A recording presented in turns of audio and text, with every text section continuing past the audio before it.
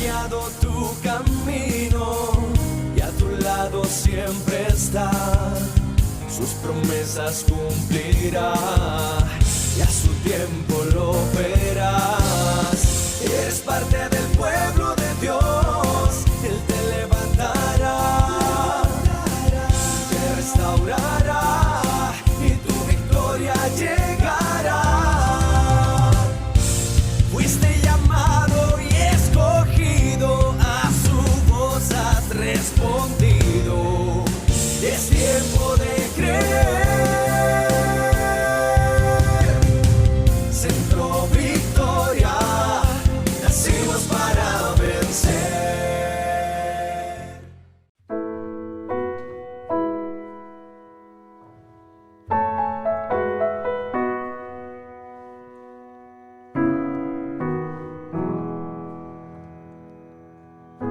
Aunque ande en valle de sombra y de muerte, no temeré. La carga que antes llevaba en mi alma está ante tus pies. Tú cerraste las puertas de la oscuridad, callando las voces del pasado. Al instante la escena cambió en la hermosa visión de la cruz. Te revelaste a mí, me llevaste a descubrir que tu amor es la esperanza que llena mi alma. Tu amor es la promesa en la cruz sellada. Jesús, coronado estás, Jesús.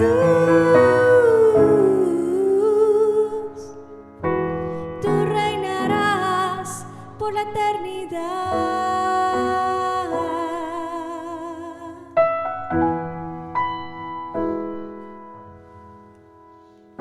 Ya no vivo yo ahora, vives tú en mí. No soy lo que fui, justificado por medio de Cristo. Ante tus ojos estoy, escogido soy para ser como tú, perdonado, santo y aceptado. Tú sembraste en mí la eternidad, mi futuro a tu lado está. Te revelaste a mí, me llevaste a descubrir que tu amor es la esperanza que llena mi alma. Tu amor es la promesa en la cruz sellada. Jesús, coronado estás, Jesús.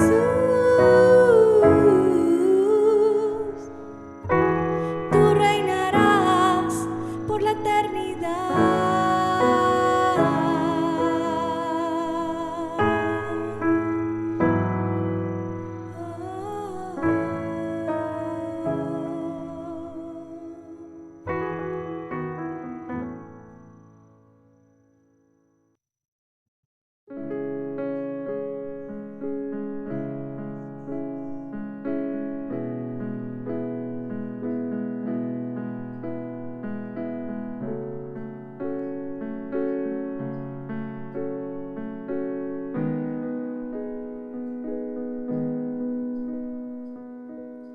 Veo al Rey de Gloria, viene con fuego y poder. Todos verán, todos verán.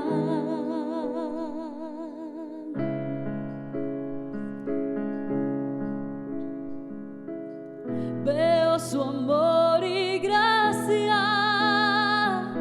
mi pecado perdonó. Le alabaré,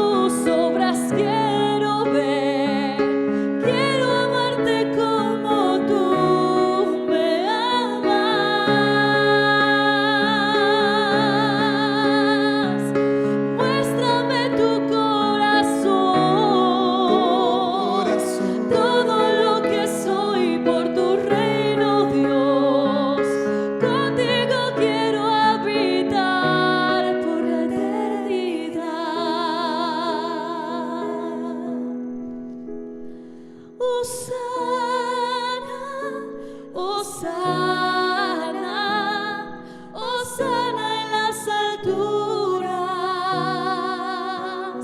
Hosana, Hosana, Hosana en las alturas. Hosana, Hosana,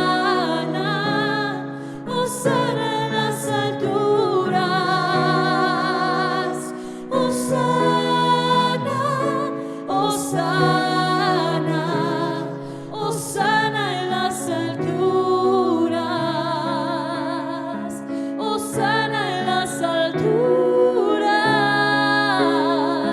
Hosana en las alturas. Hosana en las alturas.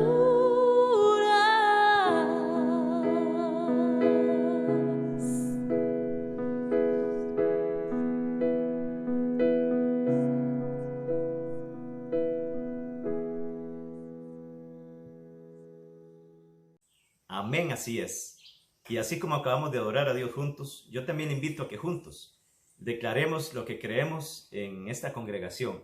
Traiga su Biblia, levántela ahí en su mano y declare que la Biblia es la palabra indestructible de Dios, que yo soy todo lo que ella dice que soy, que yo tengo todo lo que ella dice que tengo, que yo puedo hacer todo lo que ella dice que puedo hacer. Y esta mañana una semilla poderosa será plantada en mí. Esa semilla la trae a continuación nuestro pastor Yamil Jiménez. Bendiciones. Muy buenos días, amigos y amigas, hermanas y hermanos.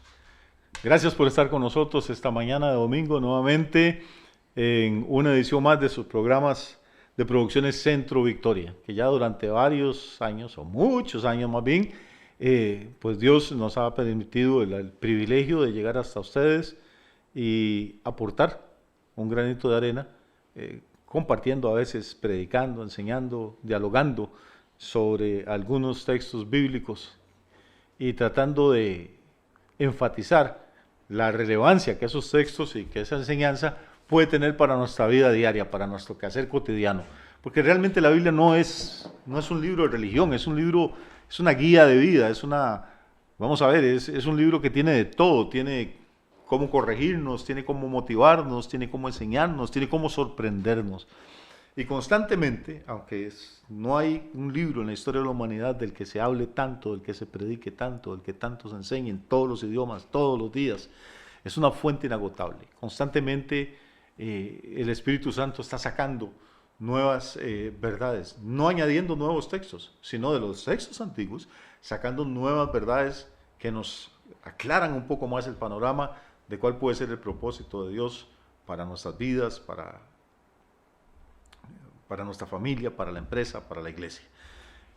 Anoche, hace ya poquitas horas de esto, estábamos comentando precisamente, empezamos en el capítulo 9 de los Hebreos y avanzamos hasta el capítulo 10, versículo 17, explicando por qué insiste tanto el escritor de los Hebreos en que el sacrificio de Jesús es único e irrepetible, que no se puede estar diciendo, o no se debería por lo menos estar diciendo a cada rato que el sacrificio de Jesús murió una vez y no va a morir por segunda vez. Murió una vez por nuestros pecados y va a venir por segunda vez sin relación con el pecado para salvar a los que le esperan.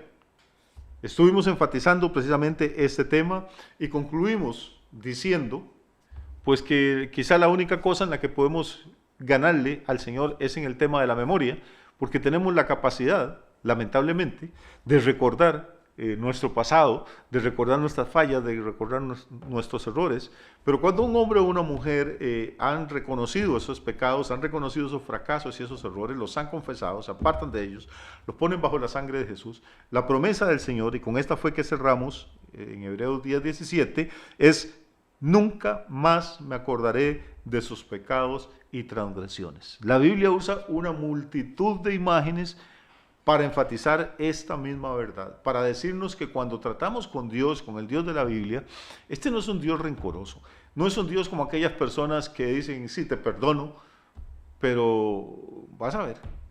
No, cuando Dios perdona, perdona. En algunos pasajes dice que Él echó tras sus espaldas todos nuestros pecados. Eso no es que Dios tiene espalda. Lo que está diciendo es que colocó nuestros pecados en un lugar donde nunca más los va a poder ver Él. Hay textos en los profetas que dice que Dios hizo alejar de nosotros nuestras rebeliones tan lejos como está el este del oeste. O sea, es que el este y el oeste no pueden estar más lejos. Y dice que hizo alejar nuestras rebeliones. Otros textos dicen que sepultó en lo profundo del mar todos nuestros pecados. O sea, todo esto lo que quiere el Espíritu Santo, lo que quieren los escritores es darnos a entender que el tema del perdón es que cuando Dios te perdona, y hay que empezar a creernos esto, porque las iglesias están llenas de personas que no tienen ni siquiera la seguridad de su salvación, de personas que no se han perdonado a sí mismas, que no han aceptado plenamente el perdón perfecto que Dios les ofrece, y por eso cuando son heridas o cuando son ofendidas no pueden perdonar a otros, porque no han entendido lo que es la dimensión del perdón, no han entendido lo que es el carácter del perdón que Dios nos da a nosotros, que nos regala a nosotros a través del perfecto sacrificio de Cristo Jesús. Pues bien, lo que vamos a hacer hoy entonces es continuar con esta meditación, con esta conversación que tenemos sobre el capítulo 10 de los Hebreos, y hoy vamos a arrancar entonces en el versículo 19. Hebreos 10:19 es una invitación, es una de esas invitaciones que, hombre, ¿a quién no le gusta ser invitado? Te invitan a una fiesta, te invitan a una boda, te invitan a una conferencia, y pues qué lindo que lo tomen en cuenta a uno, y uno pues valora eso, y por gratitud, por educación, pues normalmente si está dentro de lo posible, asistimos al lugar donde nos invitaron. Ahora Hebreos 10:19 es precisamente esto.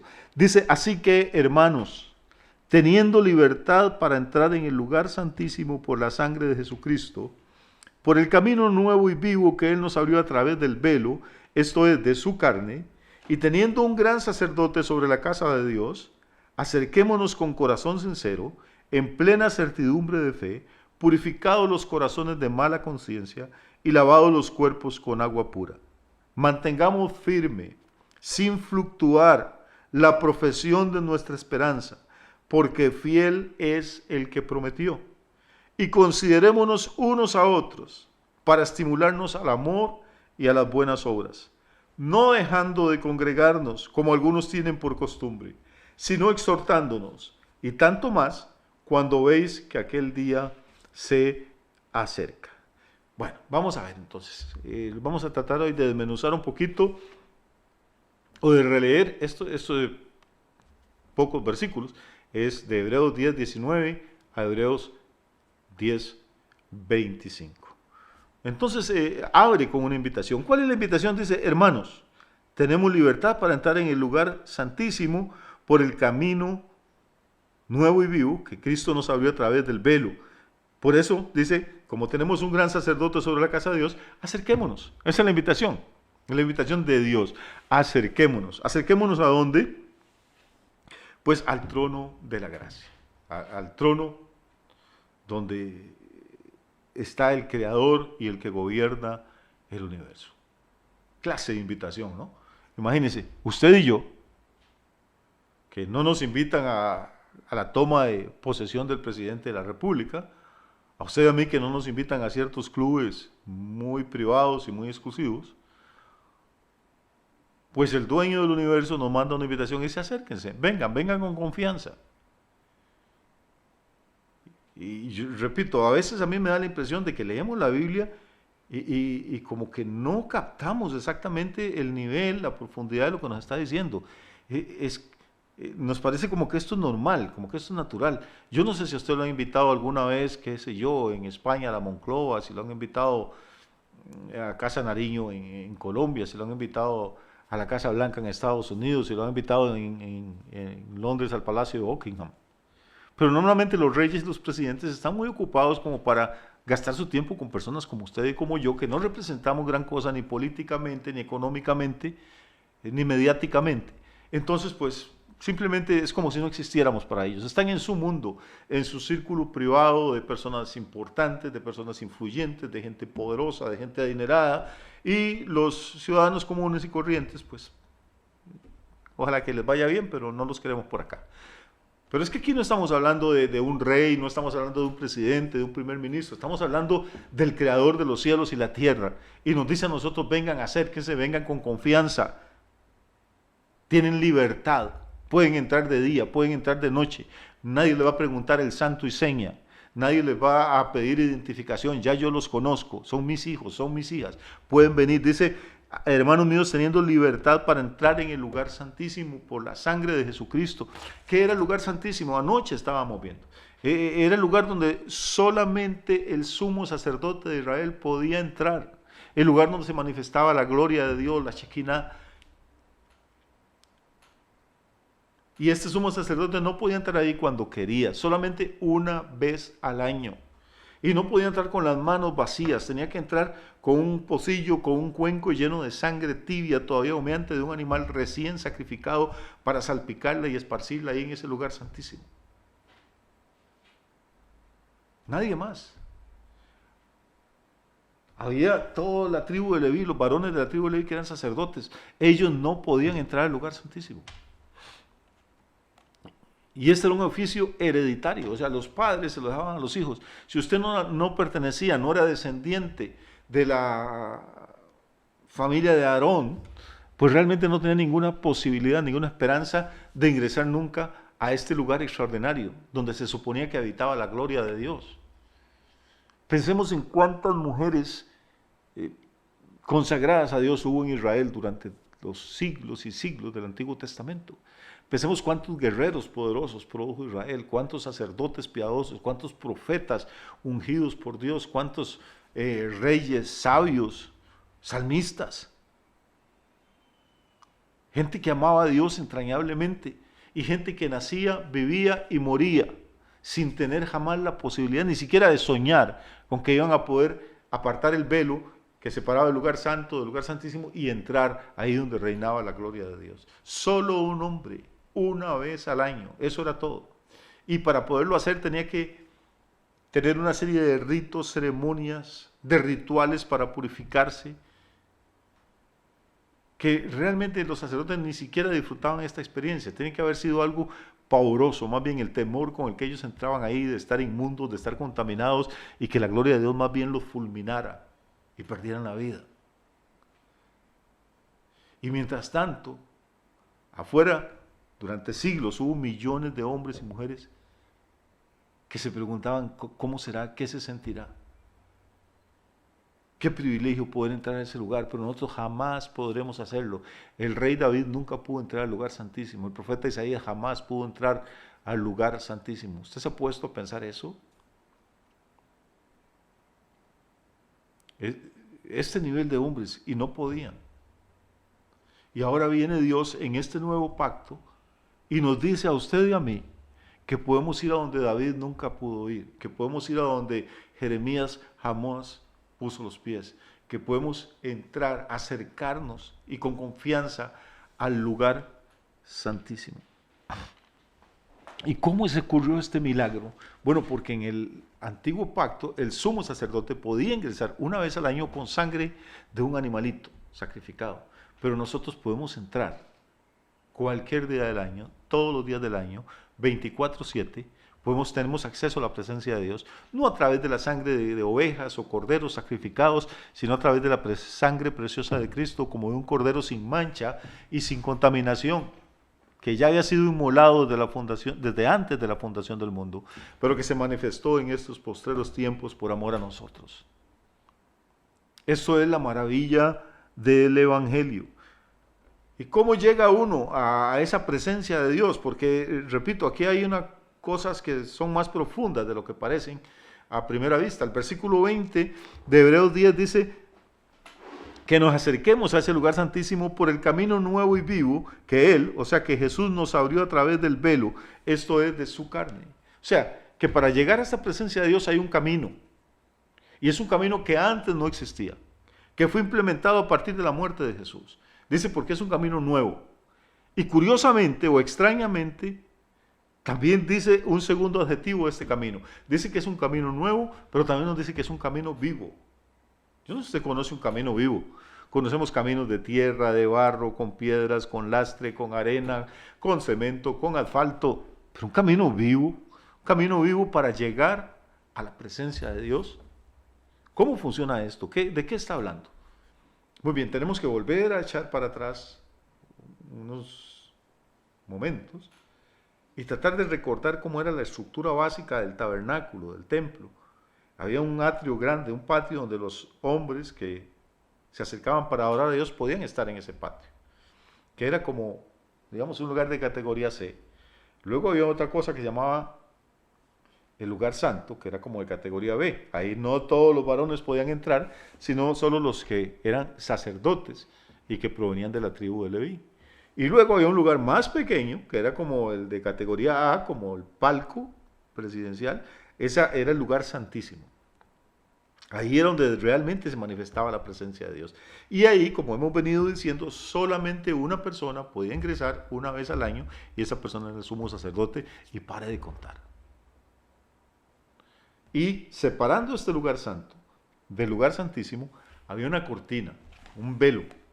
Pero no vaya a creer usted que era un velo de estos delicaditos, tejidos, no. Era una cortina realmente hecha con cueros de animales. Alta, más de 3 metros de altura, y que separaba por completo. No había ninguna grieta, no había ninguna endija a través de la cual fisgar o asomarse a ver qué es lo que estaba pasando allá en el lugar santísimo. Esta cortina bloqueaba por completo a los que estaban en el atrio, en el patio, a los que estaban en el lugar santo, los separaba también del lugar santísimo. Vamos a ver que todas estas figuras y todas estas historias del Antiguo Testamento tienen una profunda enseñanza espiritual. Usted puede leer toda la, la historia de cómo se construyó el tabernáculo, cómo estaba dividido, con qué materiales. Allá está en el Antiguo Testamento. Nosotros hoy no tenemos el tiempo, lastimosamente, para hacer eso. Pero nada más estamos tratando de sembrar un poquito de inquietud, de curiosidad en ustedes, pues para que investiguen por sí mismos, para que le pidan al Señor, y Dios les va a mostrar cosas muy hermosas en esto. Entonces, vuelvo a leer versículos 19 y 20, ahora juntos. Así que, hermanos, teniendo libertad para entrar en el lugar santísimo por la sangre de Jesucristo, por el camino nuevo y vivo que Él nos abrió a través del velo. Nota aquí el velo, es esa cortina que les hablaba. Esto es de su carne. Y teniendo un gran sacerdote sobre la casa de Dios, acerquémonos con corazón sincero, en plena certidumbre de fe, purificados los corazones de mala conciencia y lavados los cuerpos con agua pura. Vamos a ubicarnos entonces en estos versículos 19 y 20. Dice que Jesús abrió un camino nuevo y vivo. Nuevo porque no existía antes, porque desde la creación de Adán en adelante hubo diferentes mecanismos mediante los cuales Dios se acercaba al hombre o el hombre se acercaba a Dios, pero este es algo completamente distinto, es algo completamente fuera de lo normal, fuera de lo conocido, fuera de la tradición. Es un camino nuevo. Y ahora ya empezamos a entender un poquito por qué no solo dice que es nuevo, sino que es vivo. Porque este camino en realidad no es un sendero, no es una carretera, no es una autopista, es una persona. Si usted recuerda lo que decía el Evangelio de Juan, Jesús dijo, yo soy el camino, soy la verdad y soy la vida. Y añade algo, dice, soy el camino, soy la verdad, soy la vida, y nadie viene al Padre si no es por mí. Yo creo que todos conocemos el texto, está ahí en San Juan, pero cuando usted toma ese texto, que dice, yo soy el camino, y lo compara entonces con lo que dice Hebreos 10:20, que nos acerquemos al Padre por el camino nuevo y vivo. O sea, ¿por cuál camino? Jesús dijo, yo soy el camino. ¿Por qué nuevo? Porque Jesús se encarna en María y antes de Jesús no había habido ninguna encarnación divina. ¿Y por qué vivo? Porque Jesús lo crucifican, lo sepultan, pero resucitó al tercer día y vive para siempre. Entonces esta es la vía de acceso que tenemos para llegar al trono de la gracia. Es la vía de acceso que tenemos para ingresar al lugar santísimo. Es Jesús, es su sacrificio, es su cuerpo. El cuerpo de Jesús tiene una importancia enorme y a veces no hemos logrado verla o enfatizarla lo suficiente en nuestras enseñanzas, en nuestros sermones, en las iglesias cristianas. Pero tenemos que ir recuperando esto poco a poco, despacio, con paciencia, pero con la ayuda de Dios se puede. Entonces hay un camino nuevo y vivo. Este camino ¿A dónde lleva? Hombre, lleva al lugar santísimo. Lea el versículo 19. Así que, hermanos, teniendo libertad para entrar en el lugar santísimo por la sangre de Jesucristo, por el camino nuevo y vivo que Él nos abrió a través del velo. ¿Sí nos vamos poniendo de acuerdo? Entonces hay un camino para ingresar al lugar santísimo. ¿Y qué es el lugar santísimo? Pues ese es el lugar donde se manifiesta la Shekinah, la gloria de Dios, la presencia de Dios, donde Dios habitaba en medio de su pueblo Israel. ¿Y quiénes pueden accesar ahora a ese lugar santísimo? Ya no solo un hombre, una vez al año, sino todos aquellos y aquellas pues, que hemos entrado en este nuevo pacto a través de la sangre de Jesús. Pero hay algo más en esto. Recuerde que había un velo fuerte de cueros de animales que cubría desde arriba hasta el suelo y del lado de un extremo a otro del tabernáculo y del templo, que separaba esa presencia de Dios que había en el lugar santísimo de todo el resto de mortales que había ahí afuera. Ese velo era un símbolo, según el profeta Isaías, era un símbolo de la separación. Isaías dice: vuestros pecados han hecho división entre Dios y vosotros. Entonces aquí tendríamos el lugar santísimo, que era un cubo pequeño, un lugar cúbico pequeño. Aquí habría un velo pesado, grande, enorme. Y aquí para allá seguía el lugar santo, aquí para allá seguía el patio, el atrio donde estaban los varones, y ya pues afuera estaba el pueblo, el resto de gente. Y ese velo era un símbolo del pecado nuestro. El pecado es el que ha hecho división entre Dios y el ser humano. Desde que Adán y Eva pecan, lo primero que hacen es dividirse de Dios, separarse, esconderse.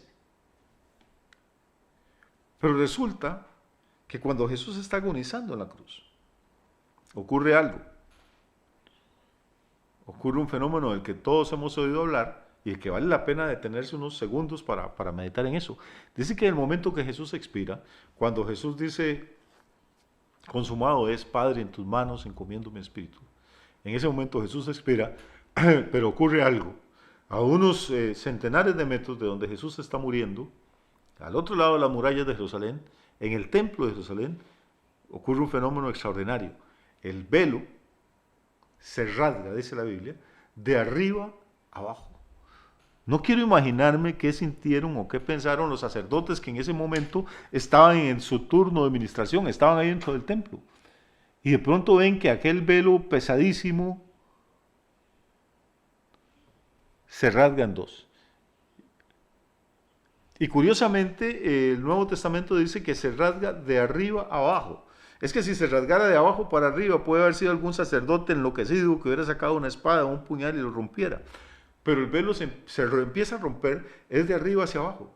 Y el velo tenía una altura tanta que ningún ser humano podía llegar con sus manos allá arriba a romper eso. Quiere decir que el que toma la iniciativa de rasgar ese velo es Dios mismo. En el momento exacto que Jesús está muriendo en la cruz, en ese momento se rompe el velo en Jerusalén. Amigo, amiga, ¿qué hombre podía inventar esta historia hace 2000 años? ¿Qué hombre podía tener el cerebro, la creatividad, la fantasía y la mala intención de decir: voy a inventarme este cuento para engañar a la gente? No. Esto es la sabiduría de Dios y el poder de Dios y la revelación de Dios operando simultáneamente. Muere Jesús en la cruz, se rompe el velo en el templo, porque ¿qué simbolizaba el velo? Simbolizaba el pecado que separa al hombre de Dios.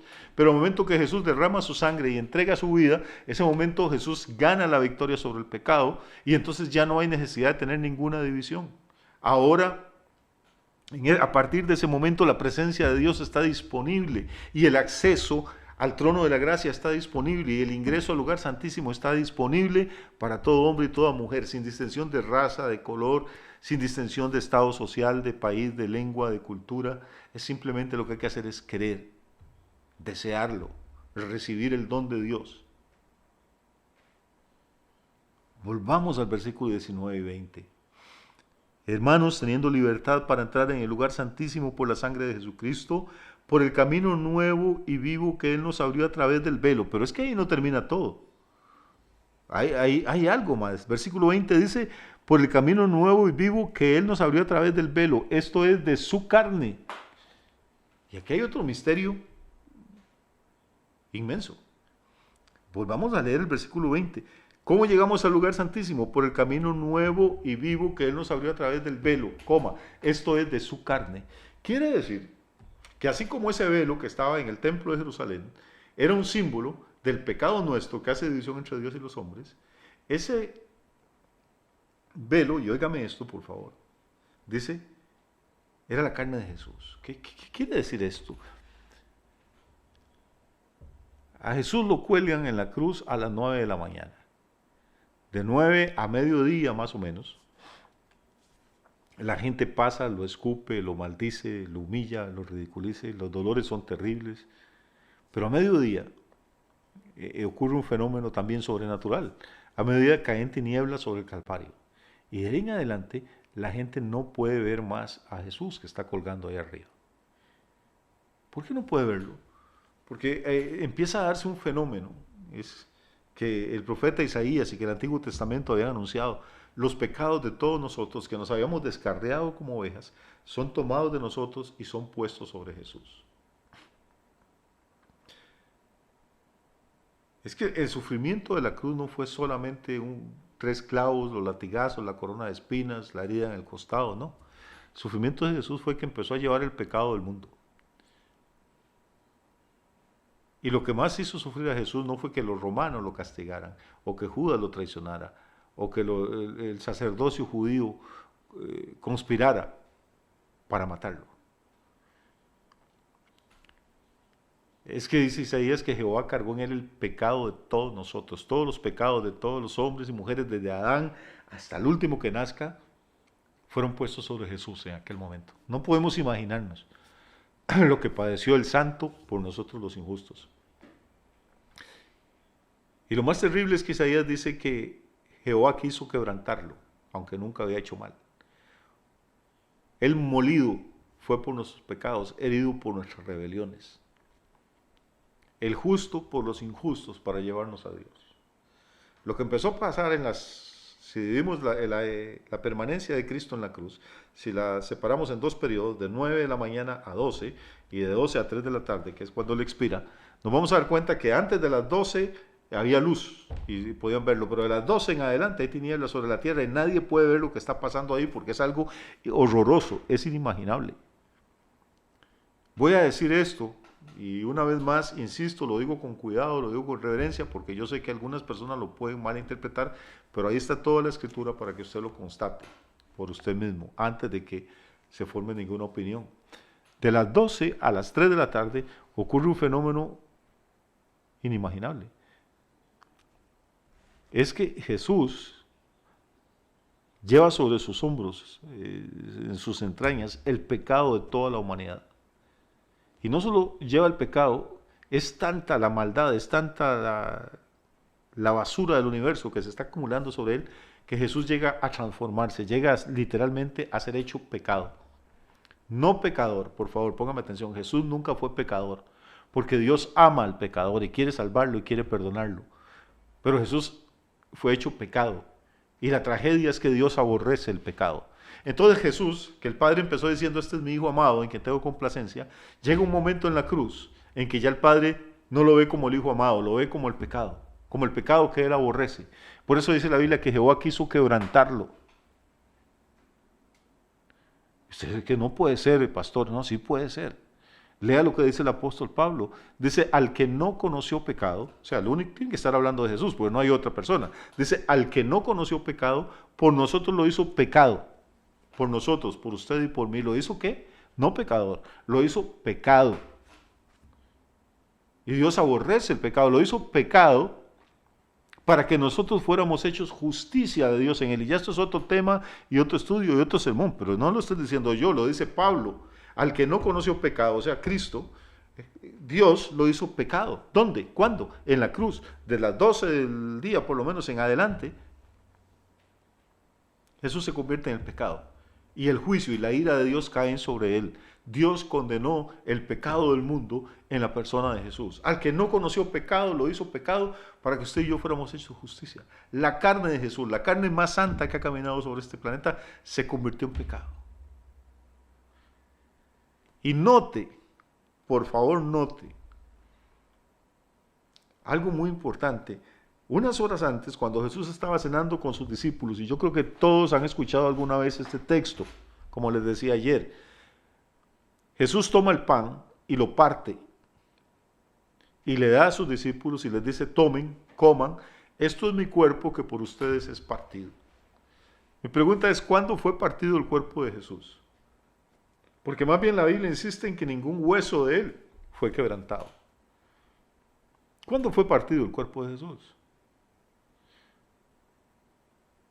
Él dice: este es mi cuerpo que por ustedes es partido.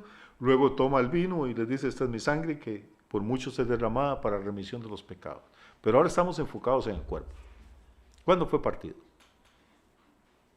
Ese cuerpo fue hecho pecado por nosotros. Y al hacerse pecado, recuerde que el pecado estaba simbolizado por un velo. En el momento que el velo es rasgado, arriba, es porque el cuerpo de Jesús está entregando el espíritu. En ese momento se está separando su espíritu de su cuerpo. Él dice: Señor, recibe mi espíritu, y expira. Y en ese momento de esa separación, de esa partición, en ese momento se rasga el velo. ¿Qué quiere decir esto? Repito, si los sacerdotes que estaban en el templo de Jerusalén en ese momento probablemente se horrorizaron, se espantaron, porque por primera vez pudieron tener un atisbo de lo que había más allá del velo, de lo que siempre habían soñado o imaginado ver y no podían.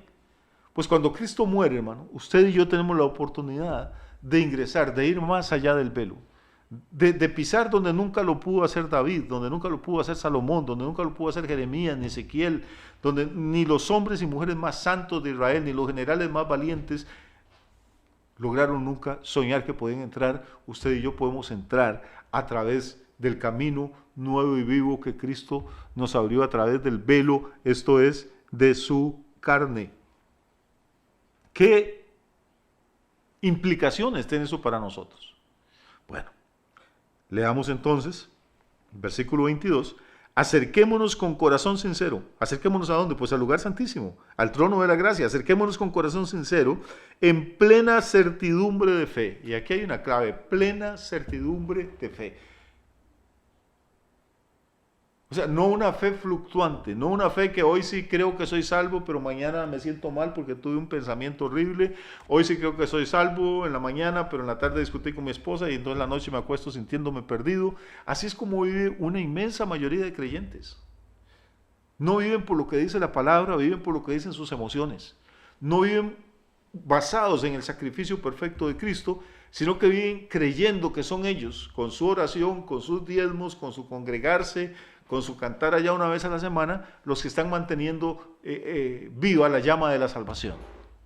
Por eso aquí el escritor de Hebreos nos exhorta, dice: acerquémonos con corazón sincero, en plena certidumbre de fe, o sea, absolutamente convencidos, creyendo a pie juntillas en la promesa del Señor, creyendo a ciencia cierta que el sacrificio de Cristo es mi pasaporte, es mi llave de ingreso al lugar santísimo, que es el camino nuevo y vivo que yo debo recorrer. Y Jesús dice: soy el camino, soy la verdad, soy la vida. Nadie viene al Padre si no es por mí. Suena un poco exclusivista, ahora que se habla tanto de ser inclusivos. Qué pena, pero es que el Evangelio es exclusivo o exclusivista. Sería fantástico decirle a la gente: mire, no importa lo que usted crea, no importa si usted cree en Confucio, en Buda, en Zoroastro, no importa, crea, mientras lo haga con sinceridad, pues usted está bien, va a llegar a Dios, va a tener salvación. Créame, se lo digo de corazón, a mí me encantaría que las cosas fueran así, me encantaría.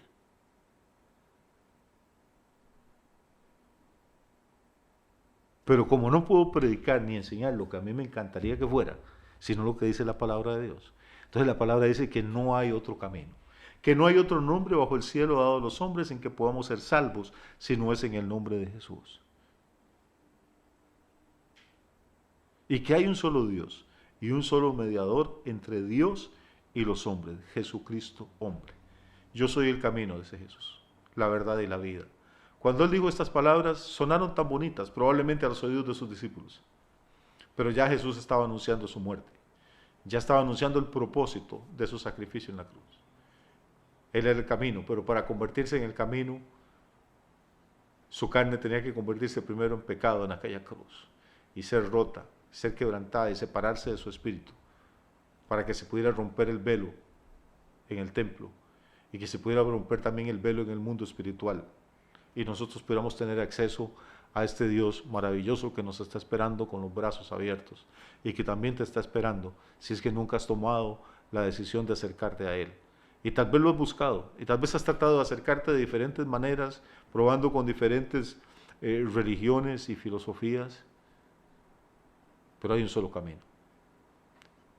Repito, sería fantástico que hubiera 2 o 100, pero lo que dice la Escritura es que hay uno. Es que la verdad tiene esa forma de ser así, como tan tajante, como tan excluyente, ¿no? Vamos a ver, si yo soy profesor de matemáticas y te pregunto que cuánto es 9 por 3, y tengo un buen corazón, me encantaría. Y 9 por 3, y usted pone que 22, como yo tengo también corazón, me gustaría calificarlo bien. O si usted pone que menos 7, me gustaría calificarlo bien. ¿Cuántas son las respuestas equivocadas que puede haber para la pregunta cuánto es 9 por 3? ¿Cuánto es el producto de 9 por 3? La cantidad de respuestas erróneas es infinita, tanta como números hay. ¿Cuál es la respuesta correcta? Una. Es que así es la verdad. La respuesta es 27, no hay otra, no hay 2. Queremos acercarnos a Dios, queremos tener una experiencia genuina, verdaderamente espiritual. Entendamos que no es por medio de ritos religiosos, que no es por medio de filosofías, que no es por medio de llantos y lágrimas y cada día o cada semana, cada mes estar confesando nuestras faltas. No, es por creer una vez, por acercarnos al Padre a través de la sangre de Cristo y decidir transitar por este camino nuevo y vivo que Él nos abrió a través del velo, es decir, de su carne. Ese es mi deseo para cada uno de ustedes. Que Dios les bendiga muchísimo, que tengan una semana fabulosa, bendecida, prosperada, con seguridad, con salud, tanto ustedes como sus seres amados. Y si no se ha suscrito al canal, ahí estamos, Producciones Centro Victoria. Ayúdenos a crecer, a fortalecer este ministerio, simplemente suscribiéndose o recomendándonos a sus amigos o amigas que pudieran estar interesados. Obviamente, si asiste a una iglesia, primero pues pide la autorización a sus pastores y luego lo hace con toda confianza. Que estén muy bien, nos vemos la próxima semana si el Señor así lo permite.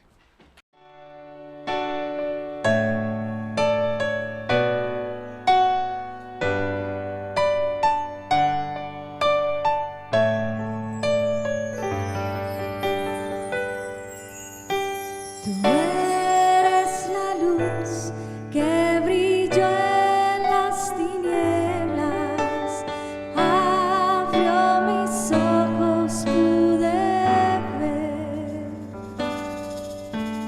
Mi corazón adora tu hermosura, esperanza de vida eres tú.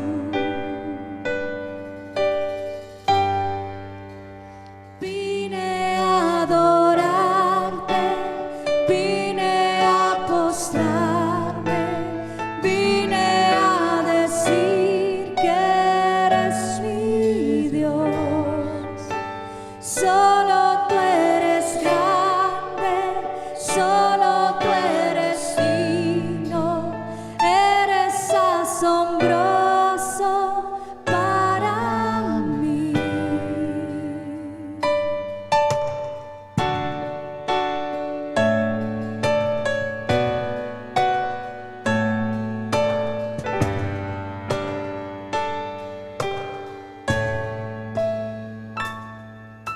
Tú eres el Rey, grandemente exaltado, glorioso por siempre, Señor. Al mundo que creaste, humilde viniste, y pobre te hiciste por amor. Vine a adorarte, vine a postrarme, vine a decir que eres mi Dios. Solo tú eres grande, solo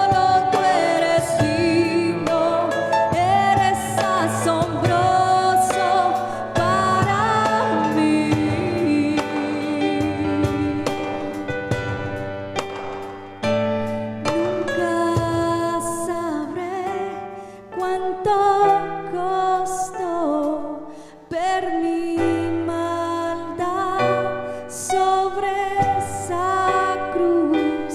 Nunca sabré cuánto costó ver mi maldad sobre esa cruz.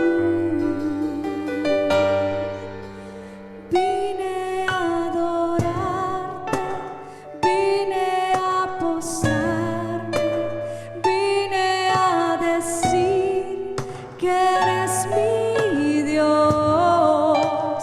Solo tú eres grande, solo tú eres digno, eres asombroso para mí.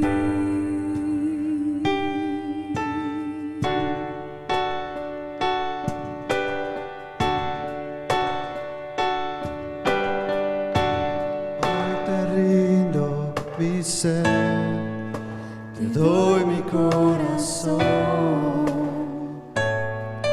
Yo vivo